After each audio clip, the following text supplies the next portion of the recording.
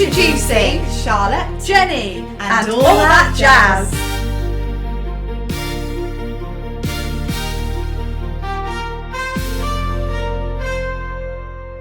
Hello everybody, welcome back to And All That Jazz on Backstage Radio. Woo! I just have so much fun. I'm just crazy, I am. You know, whenever people say, oh, I'm so crazy, you know they're not crazy. Yeah, you do, because you don't... It's the same as saying that you're mental. Yeah. If you're out there being I'm like, so I'm mental. so mental. You're definitely not mental, because you don't know you're mental when you're mental. Like on charity days when people wear their pyjamas to work and they think they're being so crazy. And I'm like, no, just get dressed. Get dressed. I just wear my pyjamas out every day anyway, so it's just normal. It's normal in chav world. Hey. No, I didn't mean that. Do you know what? It's so rude. Just calling me a chav. Do you know what chav means? No. Council housing and violent. Oh, really? Yeah. Well, takes one to know one, Charlotte. I don't know. I didn't know what that meant. So, what's centre stage for you, Jenny? Right, well, I've been working as a rehearsal presenter for ITV because they're moving one of their shows from the old studios at White City across to the new studios at Covent Garden. They use rehearsal presenters like myself to stand in and act as the presenter so that they can get the lighting right, the sound right, the graphics, jigsaw it all together. It's so interesting and fun. It's quite hard work because you have to kind of stay on the ball all day. It's basically a tech rehearsal as you would get in a theatre. So there's a lot of waiting around, but then you're suddenly sort of asked, right, read this auto cue, go. And then, right, you need to start in this chair, walk across the studio, land on this mark, and then read the auto cue and point to this graph on the screen. So you have to sort of keep your wits about you. When you did it last time, you were working with... It's called auto cue. Yeah, auto cue. Auto cue and... What was the other one you were saying? There's a talk back. In ear. Yeah. In ear. So yeah. How is it working with those again? I mean, it's one of those skills that you get used to, and the more you do it, the more natural it becomes. It's quite unusual to start with because you've got a little piece in your ear, like an earbud sort of thing, and you can hear the director up in the gallery giving directions, sometimes to you, sometimes to other crew members or other presenters. So sometimes you have to differentiate who they're talking to, and that's the sign of a good director really, because they make it clear who they're speaking to. But it's something that you just get used to and learn to pick out their tone of voice, or as to what they want or who they want. And I suppose I've kind of got a bit of experience of it from the theatre world because, as a stage manager, you've often got a headset on. You're talking to lighting, sound, stage management, and obviously keeping one eye on the book and on the stage. So, it's something that your brain becomes accustomed to. But doing it in a studio situation is obviously a bit different. So I enjoy it. I really love it. I sort of thrive off it. And I've got to say, the crew and everyone at ITV are so friendly and welcoming. And so that really made myself and the other presenters feel relaxed. And then you do your best work, don't you, if you're relaxed and you feel confident about what you're doing. So the last time you did ITV, it was Lorraine this morning, and what was the other one? Loose Women. And then, are you doing the same ones this time, or is it different shows? So this time it was a political panel show called Peston, with quite a famous political presenter and journalist called Robert Peston. So I was a bit nervous about that side of it because I'm not great on politics and economics and current affairs. Did you end up having to brush up on your politics? Yeah, so the last week I was cribbing, I was watching previous episodes of Peston, I was watching Prime Minister's Question Time. I know a couple of people that have worked in Parliament or currently work in Parliament, so I was asking them plenty of questions and doing my research. But actually I found it really interesting and it was a good learning curve for me, so I just took advantage of the opportunity to learn a bit more. And when I got there, I used that a little bit, but I didn't actually have to speak too much on those topics, so it wasn't too bad. Yeah, so that's been me. What about you? Have you started at the RSC? I have. I've had my first shift at the RSC and I just love it there. Oh, good. I don't know if it's because it's a new environment and I worked with a guy called Zach who I met down in London. So basically, I'm just going to go into a whole story here. So basically, I worked down at the Lyric in Hammersmith as crew. Just randomly, I went down for a job, got it, and went and worked down there as crew. Right. And I worked on The Empress, which was an RSC production. Mm-hmm. So they brought it from Stratford down to London. Yeah. And when I was there, I met someone called Craig Ormond who works on like props and at the RSC, and he's kind of like a stage manager, but they're not called that at the RSC. He was on that show, and then there was another guy called Zach who came to do the fit up from the RSC and then left. So I met both of them down there, and then Zach was like, one day you'll be working at the RSC, and I was like, hopefully. Manifest. Yeah, so basically he manifested it for me. And when I then left, some jobs came up at the RSC and he sent me the application through and he was like, I think you should apply for this. I didn't because it was a permanent role and I didn't really want a permanent role at the time. And then the jobs came round again, which is why I applied for them this time round, because it was casual. Right. So when I went down to work for my first shift, Zach was on it. Oh, that's good. Yeah, so he's kind of like my manager. So it was really nice because I kind of got to catch up with him a little bit, obviously in between working super duper hard. Have you ever been in the other place? No, I haven't, no. So it's a really cool space because the entire of it can change to whatever configuration you want. Right. So they can move the seating, they can put balconies in, they can change the stage so that it's in the round or traverse. So versatile then. Yeah, end on, like, so whatever a designer needs it to be, it can be. And I just think that's so cool. It's quite chaotic. Yeah. Because they don't have a lot of space. And so their dock is just full of coming and going. Yeah. But it was just so cool. And so we were starting to rearrange that space and get it ready for the next production that's coming in. But it was really fun and I got to meet some new people. I got to work in a new way. Yeah, I think that's really interesting, isn't it? When you get to work with a new set of people, but on a more long-term basis. Because when you're freelance, you move from place to place. You do work in different ways with different people, but it's nice to go somewhere more permanently. Yeah. I know you're casual, but you know, you're going to be there. Yeah, I'll hopefully if they'll have me back. Yeah. You haven't disgraced yourself just yet. So, yeah, you get to see different ways of working, different working practices, and that's really good. Yeah, it's nice. I did, however... So one of the guys that was also crewing, there was one point where he was like singing. Did you join in? No, but I was like, wow, that was great. I think you should get a job as a singer. Was he trying to impress you? I don't think so. Not with his singing voice, no. Bless him.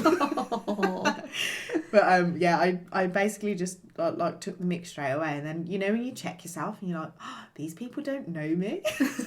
Not like my friends that I can have banter with.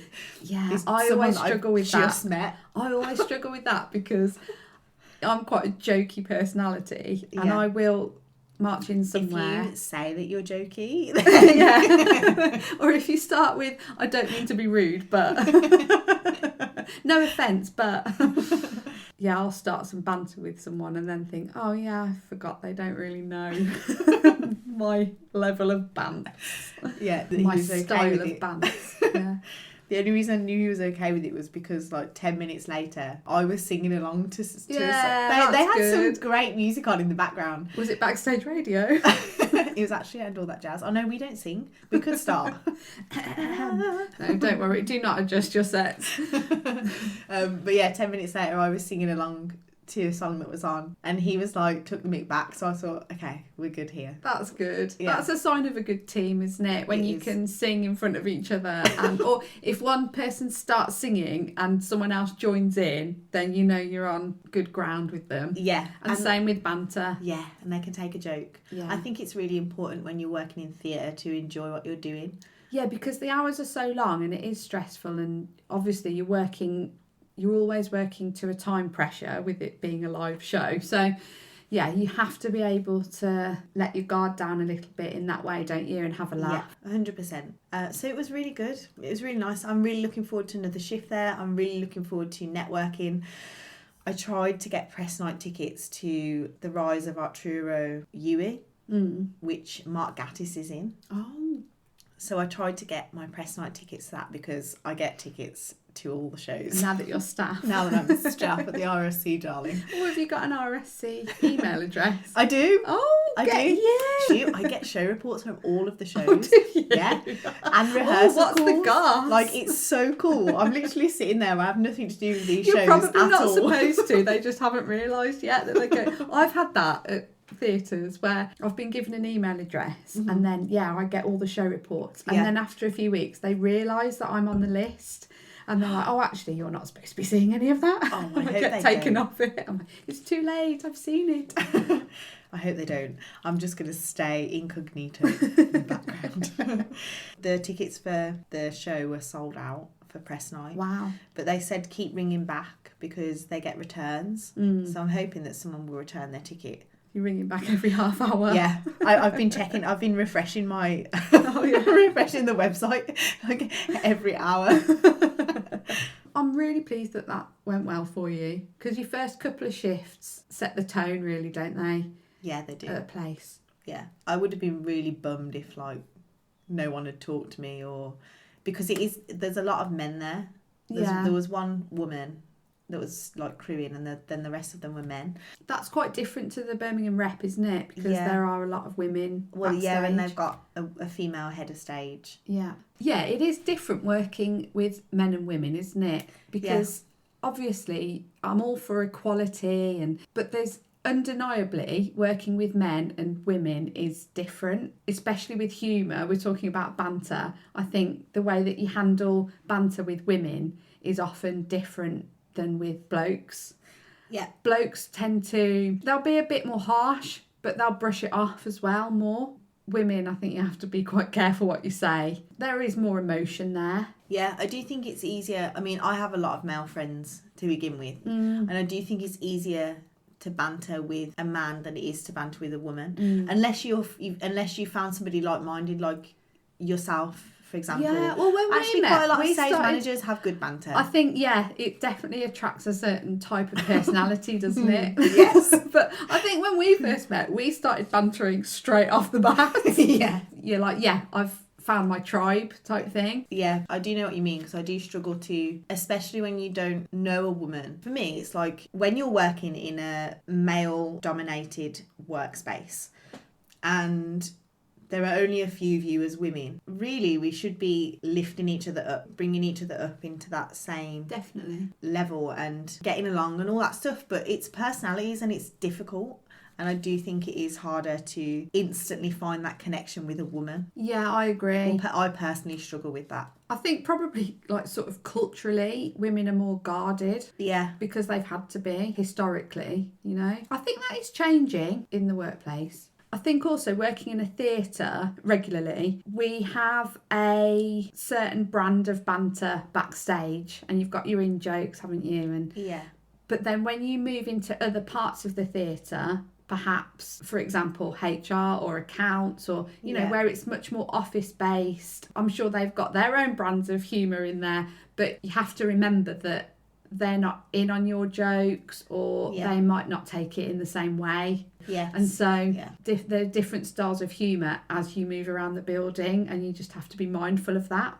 Yeah, and I guess when you're on stage, we get the chance to be more free, right? Yeah, we're physically free, we're moving around. Yeah, and we get to be more free with how we respond and talk to each other as well. Whereas in an office environment, there is a level of... I think generally it's more formal, isn't it? Yeah.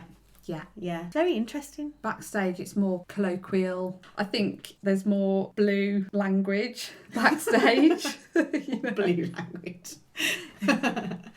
Yeah, but I like it. But I like making myself the butt of a joke or being silly or something. I'm happy to be the butt of a joke. Yeah. If it's to done make in an other intelligent... people feel comfortable. Yeah, if it's done in an intelligent way and comes from the right place. If someone's being witty, then it's funny, isn't it? Otherwise, you just don't want it. Well, some people just... They think they're being witty, but they're just being rude.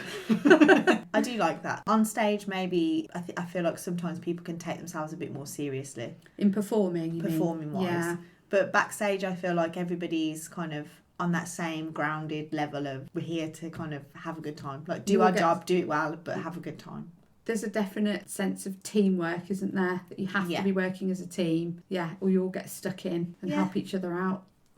Oh, that's really good that you've stepped into the RSC and already feel part of that team then. Yeah, part of the gang. Yeah. Just one of the gang. Oh, look, the old gang are back together again. But it was a good sign because they were taking my suggestions. They were listening to what I was saying. So I felt confident about... And they let you sing. They let me sing. Sounds more like caring the community. Did you get picked up by a minibus at the end and taken home? Well, actually, kind of, yeah. Great, I'm glad that went well for you. Thank you. Excellent. Whilst we're on the topic of you enjoying witty banter, aren't you hosting something that's of that ilk? Well, yeah, I'm going to be doing some presenting at the Panto Awards. Oh, no, you aren't. Hey! At the Wickham Swan next week, actually. Well, I think the idea is I'll be on the sort of red carpet interviewing the nominees on the way in, and then hopefully the winners on their way out. So, cool. Yeah, I'll hopefully meet up with a few old pals because I've been in the panto business a fair few years. So that for like 40 years. Whoa. During the war. I'm really looking forward to that. Because panto is my first love. Yeah. Panto was my first love. Oh, the singing side. Yeah. I love panto. So that'll be really good. And I've not been able to go before. So I'm really looking forward to seeing it as a, really cool. as an evening out. And being part of it is really nice. That is really cool. So what kind of an awards show is it? Right. So the Panto Awards are run by the UK Pantomime Association, who haven't been around that long. They were founded in 2021. And the awards are in partnership with Trafalgar Entertainment and ATG Entertainment. And they send out a team of judges who go out on the road right across the UK, sort of like secret shoppers. Yeah. They've been out over the panto season and watched all the pantos, or as many pantos as possible. And then obviously they report back and vote or give scores. They'll be announcing the winners on the night. That's so cool. Awesome. Yeah, I'm really looking forward to that. That'd be cool. You get to meet some stars. Make sure you get your picture taken with loads of them. I'll try. Well, I'll be working, so I'll be focused on asking the right questions at the right time. There are loads of categories, but there's the classic ones like best choreography, best lighting, best sound, best principal lead, and then there are awards for best pantomime in certain size categories depending on the size of the theatre, how many seats. Yeah, okay. So there's a whole range of awards. Oh, cool. Yeah. Oh, so you'll get to meet some really interesting people then. Oh, yeah. Yeah. Well, panto people are interesting people. They're interesting characters, aren't they? They are, yeah. On stage and off stage. Yeah, it's very true. Someone might be nominating you for best choreography for your Hindu dance classes. How have they been going? There's an awards an awards ceremony specifically for Hindu dance classes. How did it go? It went really well, actually. Oh, good. So it's a company called Bespoke Dance and Functions, and they run loads of different hen party stuff across the UK. And they do dance classes, life drawing classes. Ooh. All those kind of things, which I've tutored one before. I actually have. I've tutored a couple of them. We'll come back. We'll circle back. Don't show me now, Charlotte. No, put it back on, Charlotte. I wasn't a model. Although, you got to have some balls to be a model. No, You can rephrase that. literal balls. But one of them did have actual balls. Okay, so circling back to the choreography. Jenny's gone Keep it about bright the red. dance. Keep it about a dance, okay.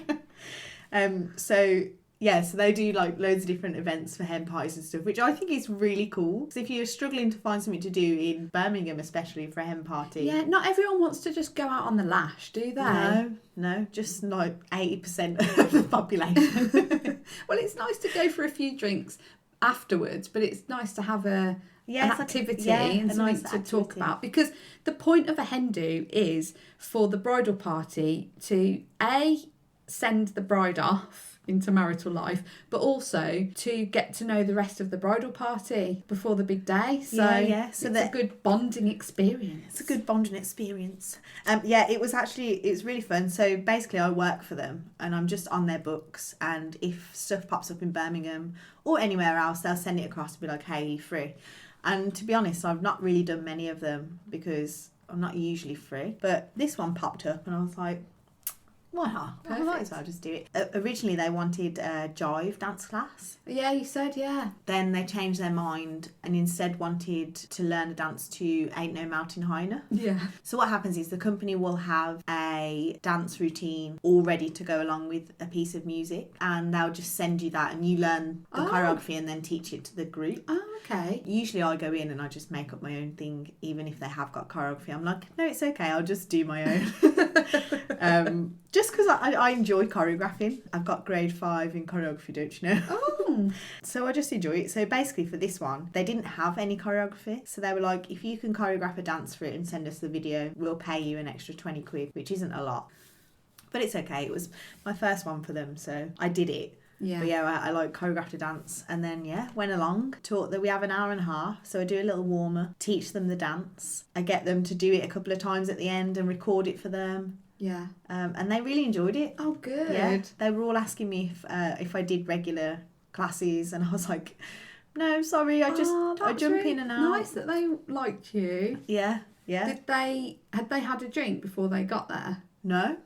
Not that they need to have a drink in order to like you. That came across wrong. Wow. Right, Bants. Drunk right now, are you, Jenny? Bants. But no, they hadn't had a drink before they turned up. I did give the bride a bottle of Prosecco, though, to take away with her. Oh, that's nice. Just to say congratulations. That's sweet. And that also wasn't why they like me, before you say it. They told me that they liked me before I handed over the Prosecco. Just bribe your friends. They were a really nice bunch, to be fair. They all had like 50s style kind of jive dresses on. So they turned up for the jive lesson. Yes.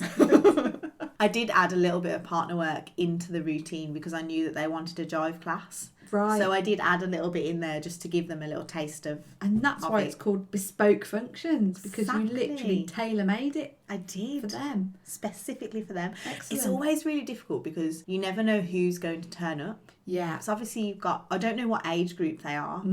Like, I don't know the age range Well, I hope they're over group. 17 if they're getting married. Or is it 16? Dogs. They should be over 16 if they're getting married. These ladies were. You never know who's going to turn up. So it's always difficult choreographing a dance because if you've got a group full of 60-year-olds. There's always a couple that are really dancey as well, and it was their idea.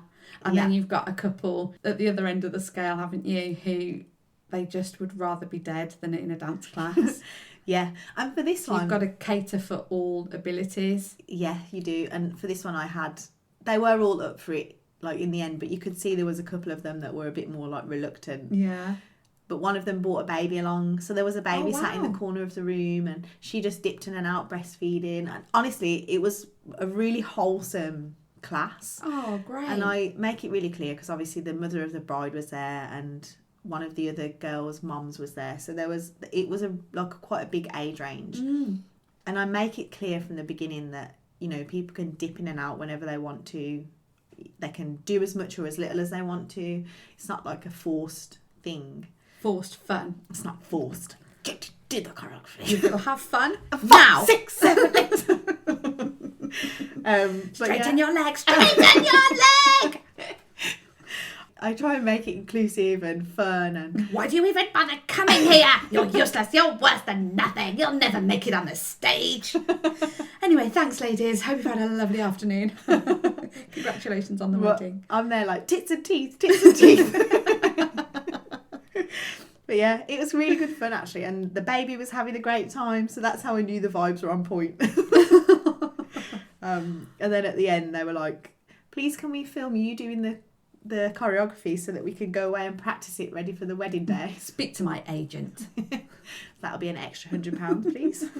How many times are you going to play the video? I need royalties.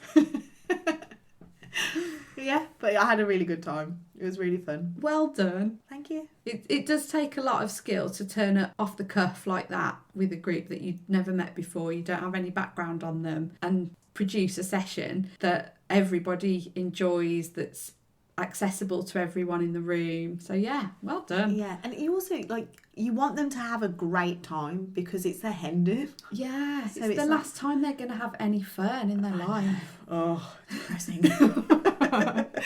But have you ever done a life drawing class? Well, yeah, because I did A-level art, so we did life Oh, drawing you at had to do it in A-level. that? Yeah. And you were actually drawing? Yeah, I wasn't modelling A-level. Yeah, we used to call the model Saggy Pat.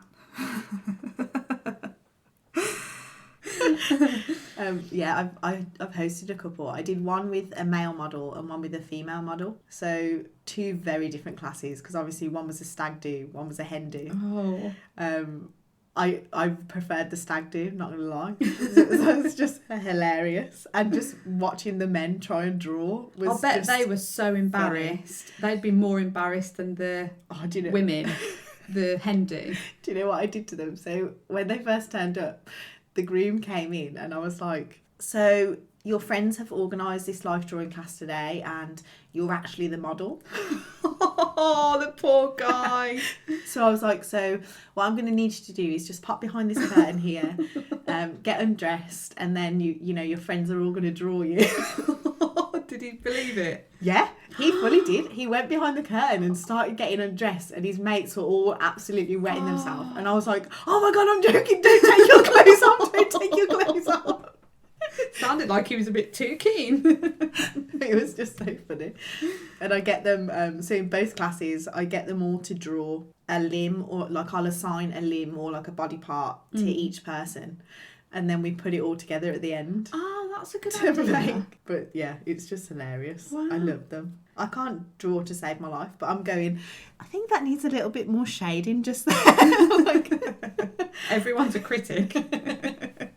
So the company, you know, takes the booking and stuff. Do they book the venues and the models and stuff? Yeah. So you turn up and run the session? Yep. Yeah. I literally just turn up, deliver the session, and go on my merry way.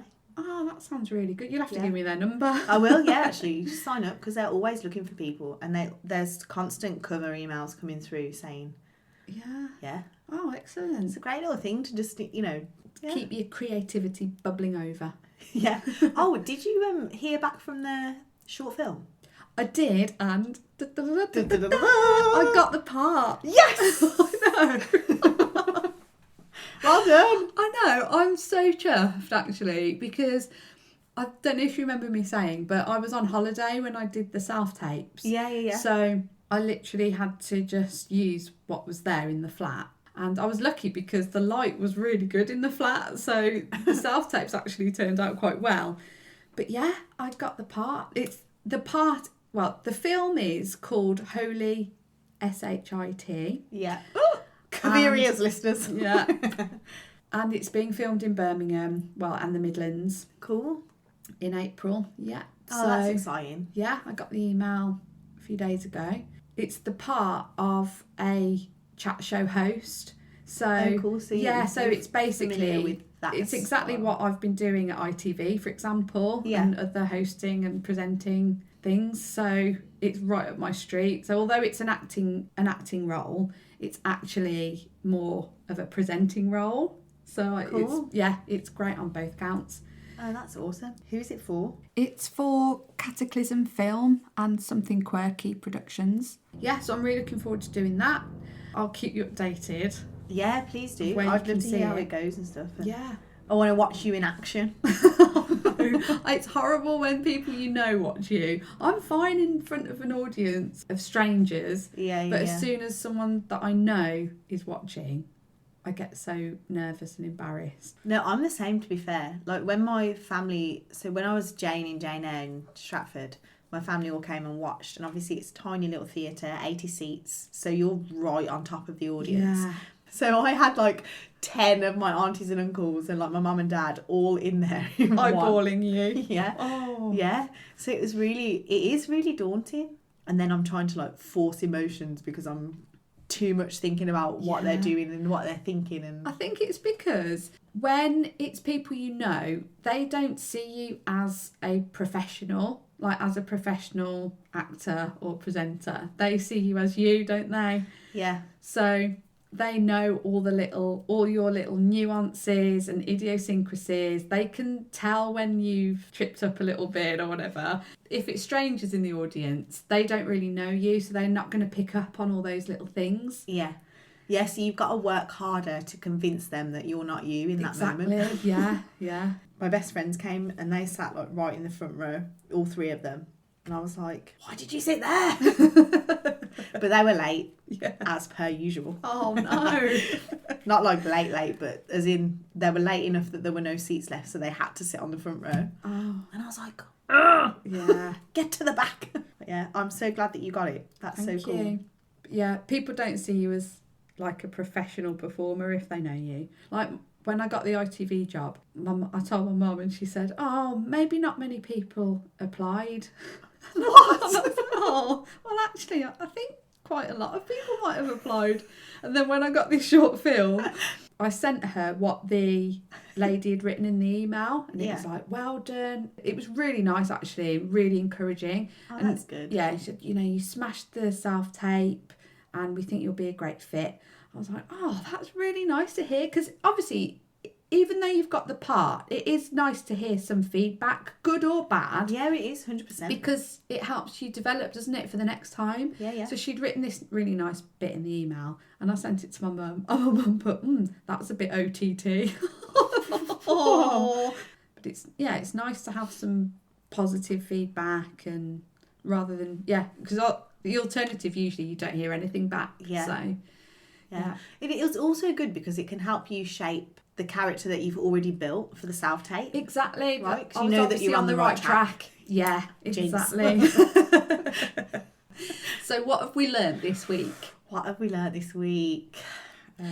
You've got to have balls to be a life model. That's what I was going to say. We're so synced up. We should have said this, we've actually come wearing the same outfit as well today. Yeah, We're in our we're both in stripes.